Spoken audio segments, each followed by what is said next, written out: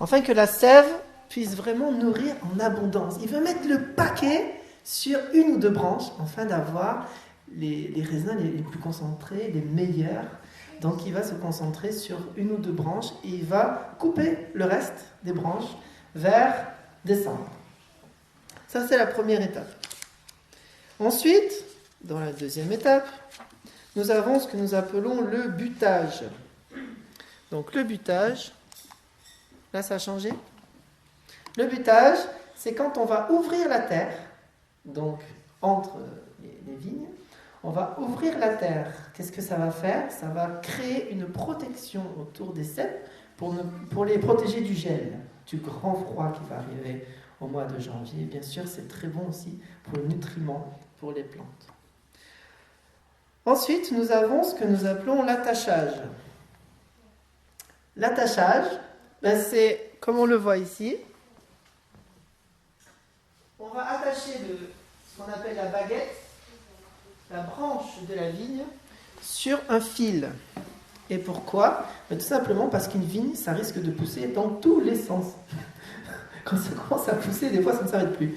Et donc, il faut l'orienter, le contrôler. Et aussi, ça va être très bon aussi pour faire de bonnes grappes. Il va ensuite faire le désherbage, pour pas que les vignes aient à partager le nutriment avec d'autres plantes.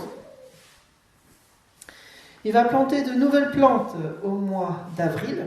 Donc il va creuser des trous, il va mettre les plants, il va mesurer vraiment la distance et puis il va faire de nouveaux cèpes.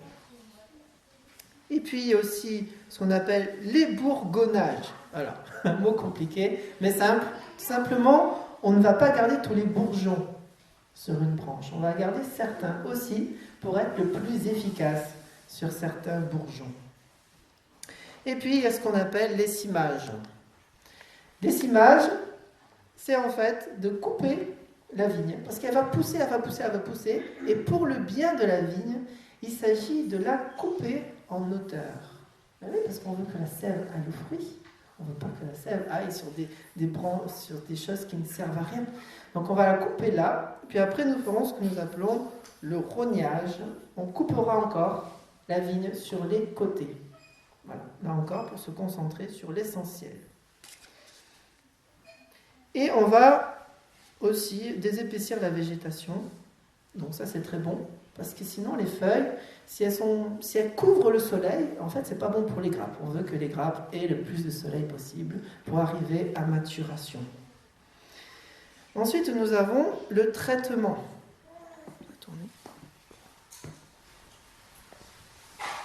Le traitement, il passe avec les tracteurs entre les pieds des vignes et ils vont y mettre des produits. Donc le produit, parce que les vignes peuvent avoir différentes maladies. Et donc les traitements protègent de toutes sortes de maladies qui peuvent exister. Donc on va continuer à enlever le défeuillage jusqu'au bout, juste avant les vendanges. Et puis après on va prélever des raisins au hasard pour voir si les raisins sont prêts pour faire du vin. Après il y a toute l'histoire du vin. Donc là c'est qu'une partie du vigneron, hein. Après, il y a toute l'histoire pour faire le vin. Mais je ne vais pas m'étaler là-dessus ce matin. Mais en tout cas, il y a tout un boulot que le vigneron fait dans sa vigne.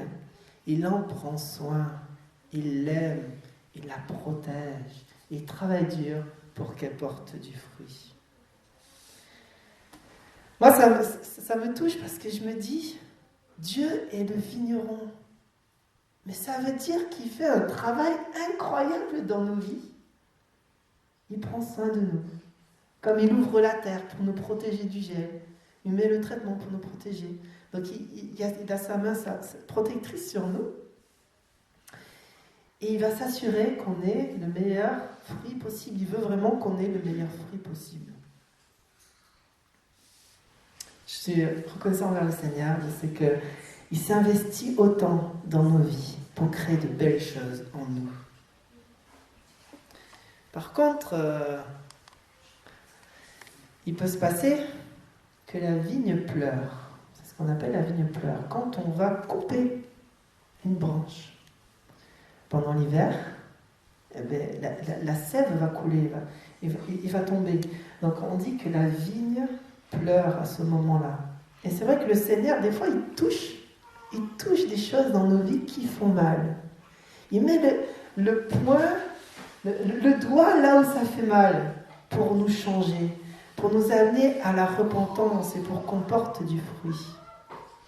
Mais c'est vrai que ça fait mal en fait, que ça soit l'effeuillage, quand on enlève des feuilles, ça pique.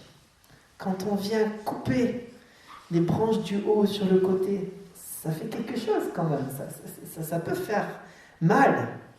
Mais en fait, des fois, le Seigneur permet des choses comme ça pour notre bien. Il peut même permettre des situations difficiles dans nos vies, pour nous amener à la repentance et aussi pour qu'on vienne à demeurer en Christ et à être tout près de lui. Dans le psaume 119,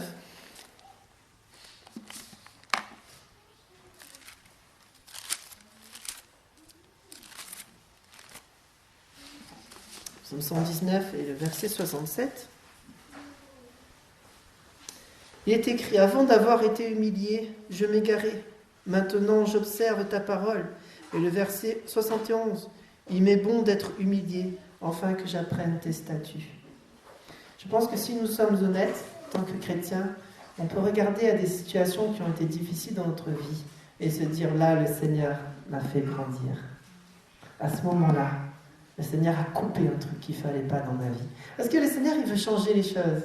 Il y a de l'orgueil, je veux mettre de l'humilité. Il y a des addictions pornographiques, je veux mettre de la pureté. Il y a le mensonge, je veux mettre la vérité. Et merci Seigneur pour son travail hardi dans nos vies, même si des fois nous sommes tellement têtus. Ce qu'il faut, c'est laisser le vigneron prendre soin de nous et changer ce qui ne va pas. Il est écrit que Jésus est le vrai cep. Il n'est pas juste le cep, il est le vrai cep. Il y en a beaucoup qui ont revendiqué dans l'histoire être la vérité, être le chemin, être la porte du salut. Mais ici, nous savons que Jésus est le seul chemin, comme il est écrit. « Je suis le chemin, dit Jésus, la vérité et la vie. Nul ne vient au Père que par moi. » Il est le vrai cep, le seul chemin vers l'éternité. Donc, nous avons vu notre dépendance par rapport au vigneron. Maintenant, regardons notre dépendance par rapport au cep. Quelle est la relation entre une branche et puis son cep? Que va faire le cep? Il va chercher dans la terre les nutriments et l'eau qu'il va pouvoir après répartir sur sa plante et sur sa branche. Donc la branche a vraiment besoin des racines du cep pour être nourrie en elle-même. Voilà. C'est le cep qui va permettre à la branche de grandir, de se développer, de porter du fruit, tout simplement de vivre, de survivre.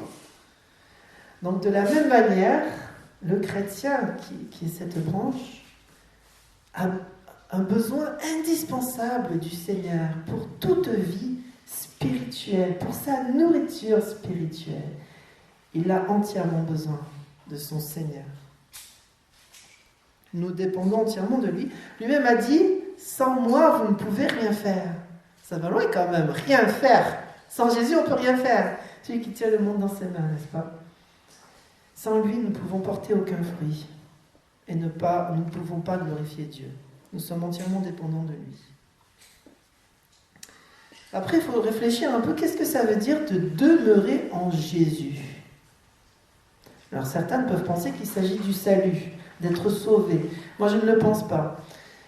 Je pense qu'il s'agit de rester auprès de Jésus, d'être en relation intime avec lui, constamment. Parce que Jésus ne nous dirait pas « soyez sauvés, soyez toujours sauvés », alors que bon, nous le sommes déjà. Mais il va nous dire « restez en communion étroite avec moi ».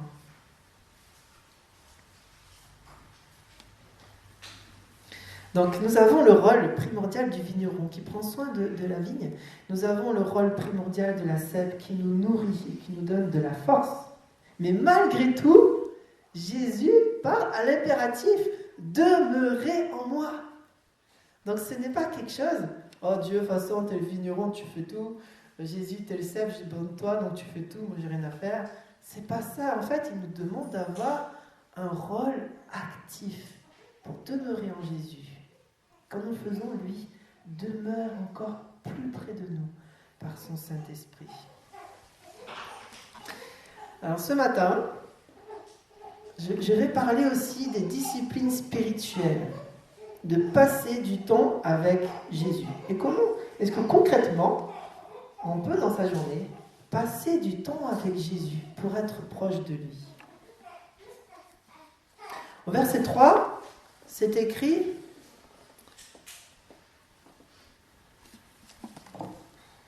Déjà, vous êtes purs à cause de la parole que je vous ai annoncée. » Mais quel rôle incroyable de la parole! La parole qui est venue purifier les disciples, les rendre purs, parce qu'ils ont cru, ils sont venus à la conversion. Et ce rôle purificateur, tout le temps, ils entendent les paroles de Jésus, ils sont de plus en plus purifiés, ils écoutent Dieu, ils savent ce que Dieu veut, ils s'éloignent du mal. Et ils sont devenus, ils se purifient par la parole de Dieu. En fait, c'est aussi ce que dit Ephésiens 5, 25-26. Marie, que chacun aime sa femme, comme Christ a aimé l'Église, et s'est livré lui-même pour elle, afin de la sanctifier, en la purifiant et en la lavant par l'eau de la parole. Jésus nous a sauvés par sa mort, mais afin que nous soyons purifiés et sanctifiés par l'eau de la parole. Il nous a sauvés afin que nous vivions des vies pures et sanctifiées par la parole. C'est par la parole que nous pouvons vivre des vies pieuses et pures. Nous avons donc besoin d'être attachés à la parole de Dieu. Mais nous avons aussi besoin d'être attachés à la prière. C'est comme ça qu'on va être en communion avec Dieu. En fait, si on tourne dans Matthieu 6, donc juste avant la prière Notre Père, 6, il est écrit « Mais quand tu pries, entre dans ta chambre, ferme ta porte et prie ton Père qui est là, dans le lieu secret. Et ton Père qui voit dans le secret te le rendra. » Donc ça parle de ne pas se montrer devant tout le monde, pour ne pas en tirer gloire, pour montrer à tous qu'on est spirituel, d'aller dans sa chambre pour prier. Et il est là. Dieu est là, dans la chambre, quand on prie. C'est un moyen immense, génial, de s'approcher de Dieu. C'est par la prière, parce que Dieu est là quand on prie. Si vous doutez des fois que Dieu est avec vous quand vous priez, relisez ce passage. Dieu est là quand vous priez. Donc nous approchons de Dieu par la prière. En fait, il y a comme un mélange entre la prière et la parole. Les deux vont de pair. Les deux doivent aller ensemble. En fait, la parole doit nourrir nos prières. En fait, si on regarde dans notre verset 7,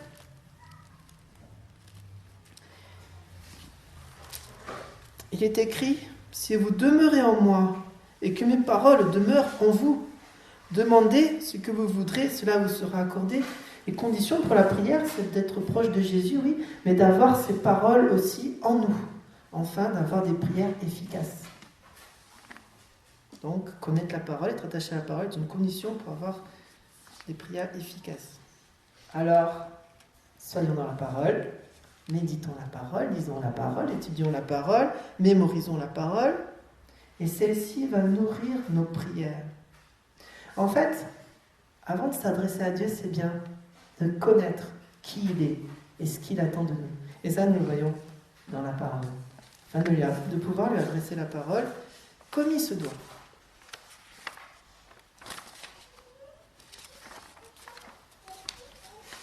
Je trouve qu'un des meilleurs moyens d'avoir la parole en nous, avant de prier, c'est tout simplement de commencer notre culte par la lecture de la Bible.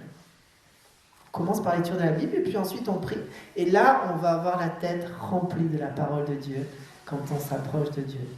C'est aussi ce que j'aime faire parfois, lire la Bible avant de commencer mon temps de prière.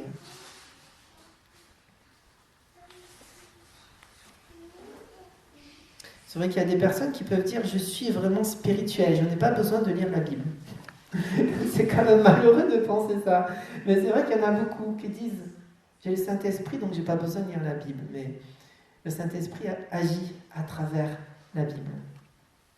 Donc nous avons besoin, bien sûr, de lire la parole. Et le Saint-Esprit aura un impact tellement plus grand dans nos vies. 1 Timothée 4, verset 8.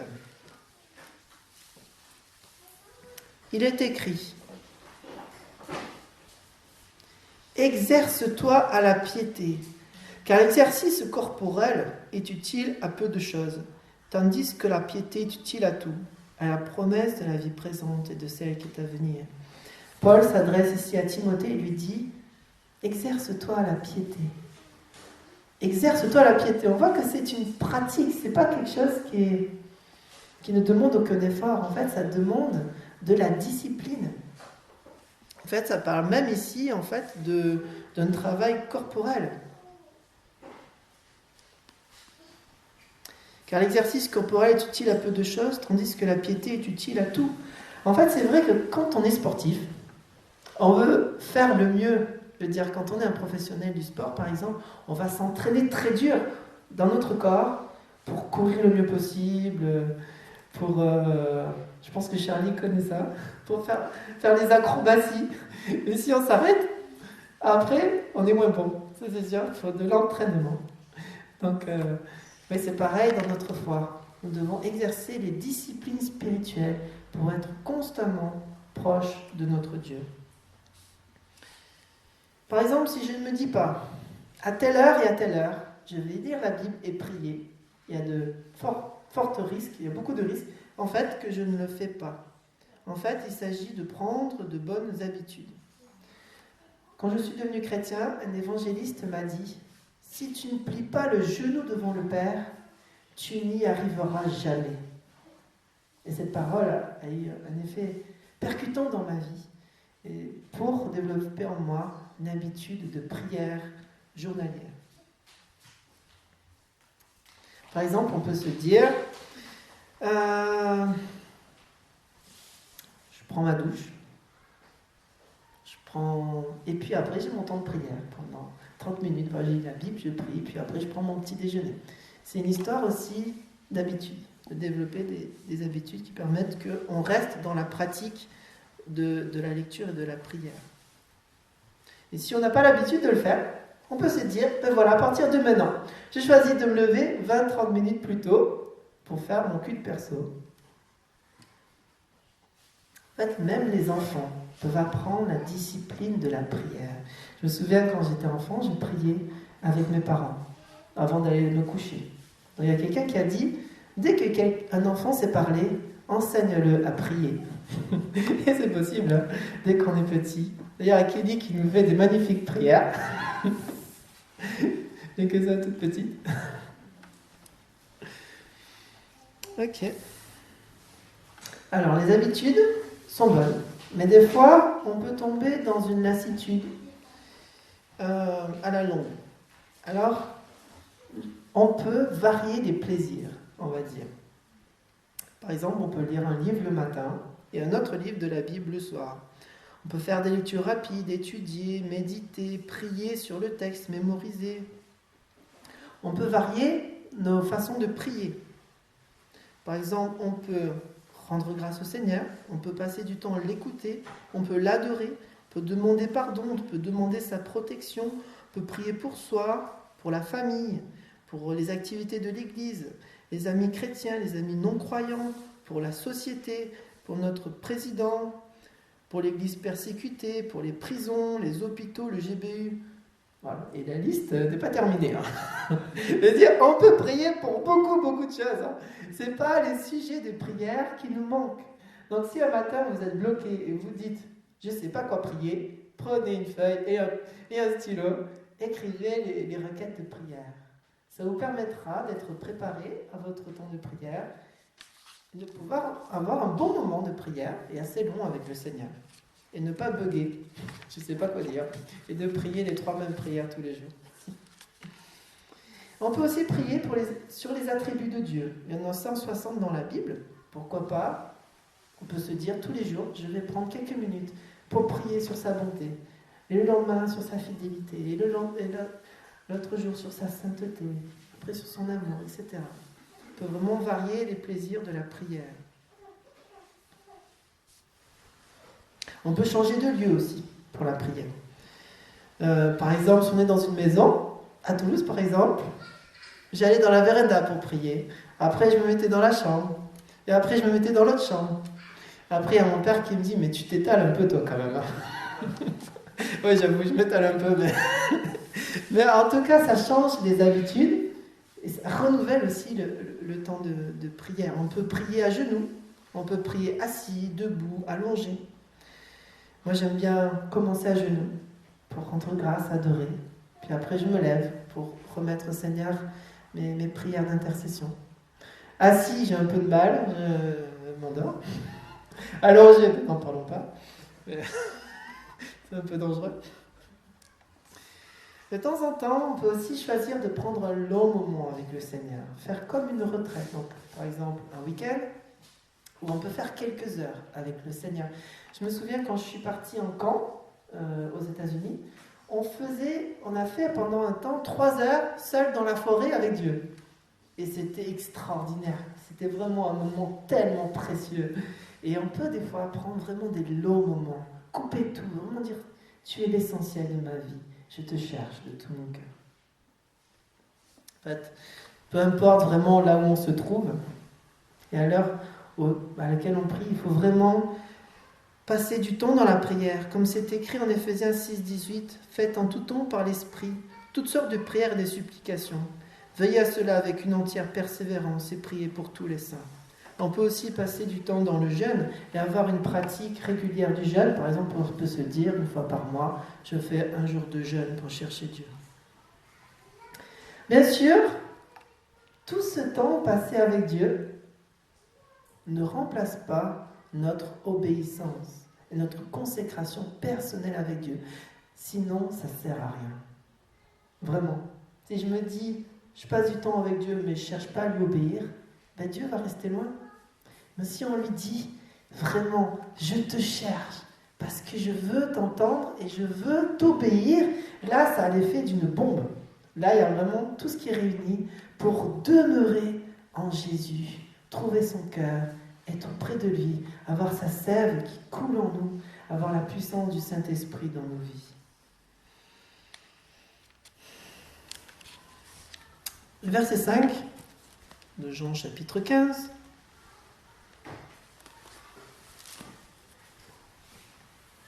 Je suis le cep, vous êtes les sarments. Celui qui demeure en moi et en qui je demeure porte beaucoup de fruits, car sans moi vous ne pouvez rien faire. En résumé, on ne peut rien faire sans Jésus. Nous avons besoin de demeurer en lui. En fait, ce n'est pas tellement de dire « Seigneur, que ma vie te glorifie », ça c'est une très belle prière, mais aussi « Seigneur, vis ta vie à travers moi ».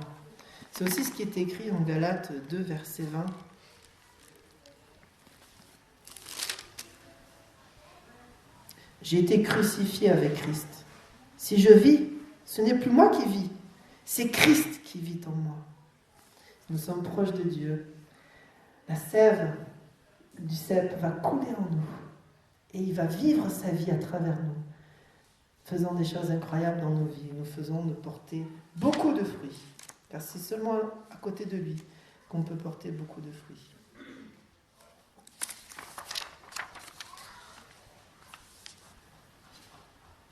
Alors nous avons beaucoup parlé des fruits, les fruits que Dieu nous appelle à porter. Mais on peut se demander, mais qu'est-ce que ça veut dire les fruits en fait ? C'est quoi les fruits ? C'est juste des raisins comme ça ?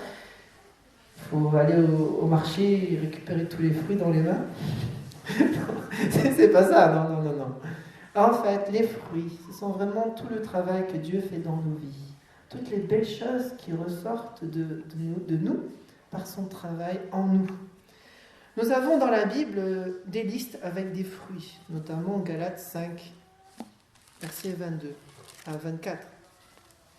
Il est écrit « Mais le fruit de l'esprit, c'est l'amour, la joie, la paix, la patience, la bonté, la bienveillance, la foi, la douceur, la maîtrise de soi.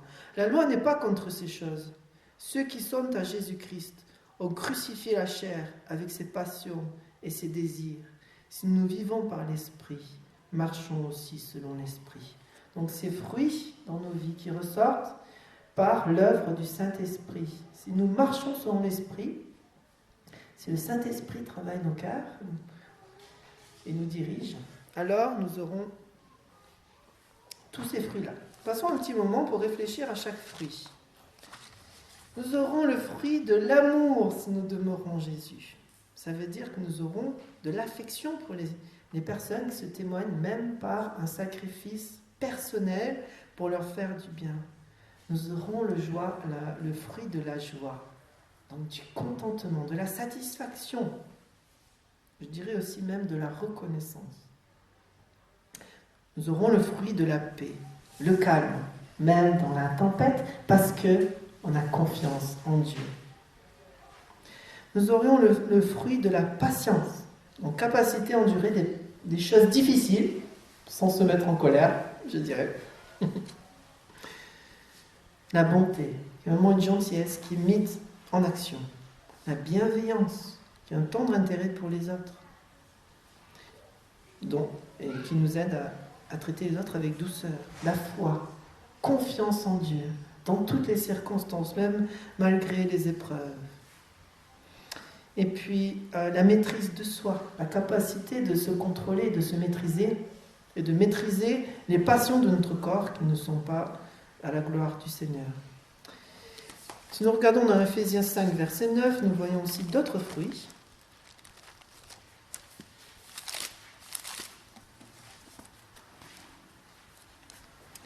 Il est écrit, car le fruit de la lumière consiste en toutes sortes de bonté, de justice et de vérité. Nous en voyons 3 ici, le fruit de la bonté, de la justice et de la vérité. Donc, le fruit de la justice est de faire ce qui est droit aux yeux de Dieu, selon sa loi, selon ses commandements, mais aussi selon la loi de notre pays. Et pas seulement parce qu'on ne se fait pas prendre. La justice, c'est de faire ce qui est droit, tout simplement parce que c'est droit. Et non pas parce que si on ne le fait pas, on va se faire prendre et il y aura une punition. Et la vérité, c'est d'être honnête, dire la vérité et être ouvert. Vraiment avoir une vie qui est transparente. Notre texte nous parle aussi de plusieurs conséquences positives quand nous portons des fruits. Donc retournons dans notre texte, dans Jean 15, au verset 7. Si vous demeurez en moi et que mes paroles demeurent en vous, demandez ce que vous voudrez, cela vous sera accordé. Donc des prières qui sont très très efficaces si nous demeurons en Jésus. Le verset 8, si vous portez beaucoup de fruits, c'est ainsi que mon Père sera glorifié et que vous serez mes disciples. Si on porte des fruits, le Père est glorifié. Les gens regardent notre vie et disent Dieu est à l'œuvre là. Dieu il est grand parce qu'il a changé sa vie, parce que cette personne-là vit d'une façon qui me plaît. C'est génial quand même que les gens puissent dire ça. Cette personne-là, waouh, comme il vit, on voit vraiment que Dieu est grand. C'est ça le but de Dieu pour nous. Et que nous serons aussi ses disciples. Ça veut dire qu'en fait, nous allons prouver à tout le monde que nous sommes ses disciples et que nous faisons ce qu'il nous demande. Nous ne sommes pas des hypocrites. Et puis au verset 11, c'est écrit « Je vous ai dit ces choses afin que ma joie soit en vous et que votre joie soit parfaite. » En fait, Jésus veut qu'on soit heureux. Donc il parle aussi, il dit qu'il était heureux. Tiens, Jésus, il était heureux. Malgré toutes ses souffrances, malgré tout, il était heureux. Vous imaginez la communion qu'il avait avec le Père. Il était tellement proche. Et le Saint-Esprit le remplissait tout le temps. Qu'il était dans une joie. Vraiment, il était vraiment dans la joie. Et il veut aussi que nous expérimentons cette joie. Et cette joie, nous pouvons l'avoir seulement en étant en communion avec Dieu. David, à un moment donné, il a péché avec Bathsheba. Il a fait l'adultère. Et dans sa prière, il a dit « Rends-moi la joie de ton salut ». Il avait perdu sa joie parce qu'il s'était éloigné de Dieu. Mais en étant en communion avec Dieu, tout proche de lui, c'est là qu'on peut être réellement heureux. Ouais. Voici le secret du bonheur que tout le monde recherche. Il est là, en communion avec Jésus-Christ. Par contre, de l'autre côté, si nous portons peu de fruits, que va-t-il se passer ? Les gens vont regarder notre vie Je me dis, mais quoi, il est chrétien celui-là? Et puis, ouais, Dieu ne va pas vraiment être glorifié. Les prières seront moins efficaces, nous ne serons pas heureux. Ouais, les conséquences de porter moins de fruits. En conclusion, un appel du Seigneur. Combien de fruits est-ce qu'on veut porter? Est-ce qu'on veut porter beaucoup de fruits qui a la gloire de Dieu et porter du fruit exactement comme Dieu nous a créés pour le faire? Ou est-ce qu'on veut porter juste un peu de fruits? Voici un appel que le Seigneur nous donne. C'est tellement mieux de porter beaucoup de fruits. Prions.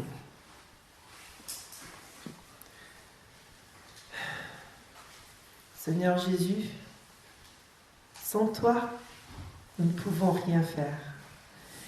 Nous avons besoin de la sève de ton Saint-Esprit dans nos vies. Viens couler en nous la sève de ton Saint-Esprit. Aide-nous, Seigneur, à être constamment proches de toi, en communion avec toi, à obéir aussi à ce commandement « demeurer en moi ».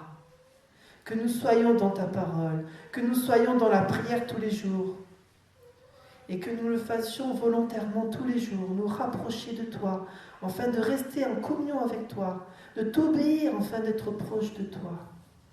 Seigneur, je prie que chacun de nous puissions être une branche qui porte beaucoup de fruits.